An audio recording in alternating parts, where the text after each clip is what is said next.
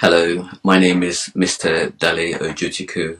I'm a consultant gynaecologist working in London, Brentwood and Chelmsford. Today I would like us to discuss endometriosis. It's a condition which I often come across in my clinics, and I think like most gynecologists, we at least every consultation, every clinic we have one or two patients that wish to discuss it, or have been informed that they have this condition. Now, what is endometriosis? It's a chronic condition, and when I say chronic, I don't mean it's severe. What I mean is that it's a condition which is persistent and keeps coming back. Okay, and it manifests as pain. The pain is very characteristic, especially in the early disease, because the pain is always linked to ovulation or producing eggs, and that means the pain is cyclic, and it's a hallmark of its presentation, especially in the less severe disease. It can also cause painful intercourse. It can cause painful bowel openings. It can cause painful periods, but they're not necessarily heavy, and heaviness is not necessarily a marker of it. The pain does tend to be close to the pelvis, although with more severe forms of disease it can be elsewhere. And when we talk about endometriosis, we talk about the condition being minimal, mild, moderate or severe. Okay. And most disease that we come across when we're making a diagnosis is minimal to mild. In fact, 90% of it is minimal to mild. And the 10%, which one often tends to come across on social media quite a lot, is moderate to severe. Okay. It is a condition which makes lots of women, young ladies and women, anxious because of the associations with infertility or soft fertility, and whereas we can understand why there are problems with fertility with more severe disease, the actual association with less severe disease is not quite as clear.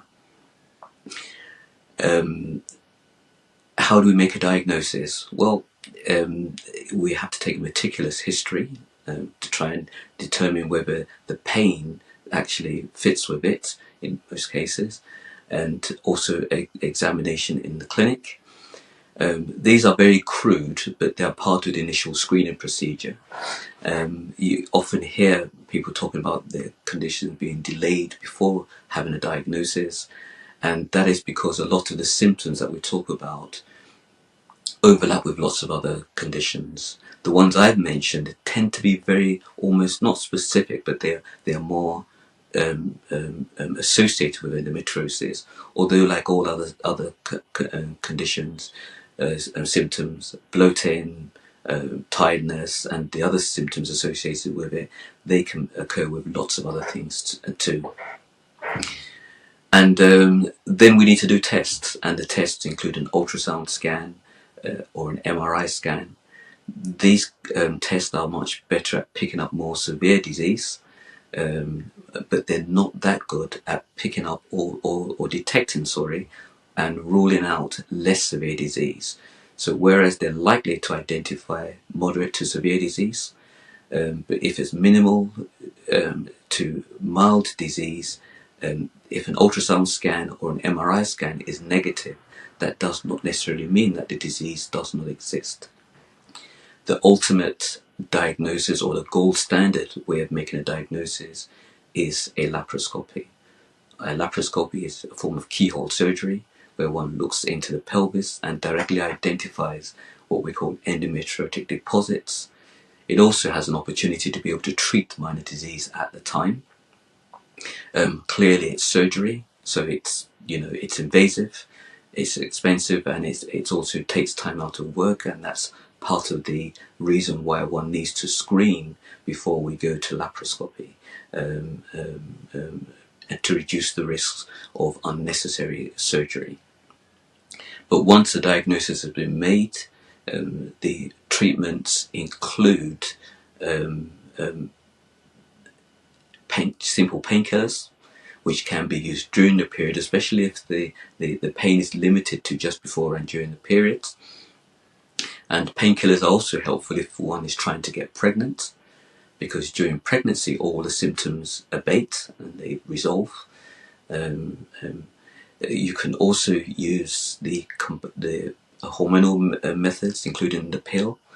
The advantage of the pill is that they stop ovulation, and the actual disease process itself is fueled by ovulation, and that's why stopping ovulation can actually address the disease, address the pain associated with the disease, and in some ways can also may possibly reduce progression, but that's still open to debate. There are other medications and other that can stop the disease process itself, and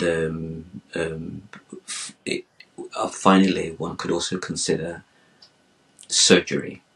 And the surgery, as I mentioned, is laparoscopy. It serves as both a diagnostic tool and also for treatment disease, especially for the minimal to mild disease. If one has more severe disease involving bowel and other areas, often that means you need a specialist intervention and specialist referral to a specialist endometriosis treatment centre. And the reason being is that surgery can often involve colorectal surgeons and urologists and other joint procedures that can be complex and time consuming. And finally, I'd like to mention something that's relatively new, two things that are relatively new. One is the fact that there is a new test that's out. It's a sputum test, which one provides, which has a high sensitivity and high specificity for diagnosis endometriosis. The test takes about 2 to 3 weeks. It's called the ZWIG test, and that brings with it the possibility that one can make a diagnosis without having a laparoscopy. Clearly, you wouldn't have an opportunity to treat surgically at the time of the test, but it avoids surgery. And the other probably other limitation for it is that it won't tell you exactly where the deposits are, so you have no idea where they are. But it is a promising development for the diagnosis, especially when one considers there's also a new medication available, which has been licensed in America for the last 2 years. We have received a license here in the UK within the last year or so, called Ryco. And Ryco is a combination medication which essentially it has what we call a GnRH antagonist. And what that does is that stops the hormone process that fuels the growth of endometriosis. And it also has a little bit of estrogen and progesterone in it, so that one doesn't get the symptoms associated with menopause. But it is a medication which can be used in the long term and can be effective in treating symptoms, and has lots of applications, particularly for women who've had multiple surgeries and further surgeries becoming quite hazardous, or indeed for those who just want to avoid surgery.